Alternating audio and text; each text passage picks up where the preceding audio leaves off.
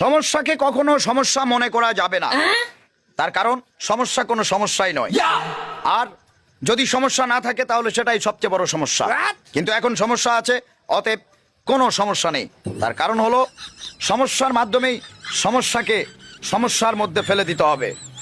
অনেক সমস্যার ভিড়ে একটি সমস্যা হলো নানামুখী সমস্যা। কিন্তু কোন রকম সমস্যায় যদি সমস্যা করতে না পারে তাহলে তো কোনো সমস্যাই নেই।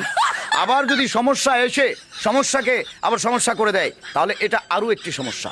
সমস্যা নিয়ে কোন রকম কোনো সমস্যা মনে করবেন না। সকল সমস্যায় কোনো সমস্যাই নয়, আবার কোনো সমস্যাই নয়, এটি সবচেয়ে বড় সমস্যা।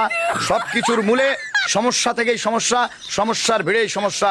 সমস্যাকে সমস্যার মাধ্যমে সমস্যাকেই সমস্যা করে দিতে হবে। অতএব কোন রকম কোন সমস্যা নিয়ে আর কোনো সমস্যা নেই। সকল সমস্যা অলরেডি এখন সমস্যার মধ্যে পড়ে গিয়েছে।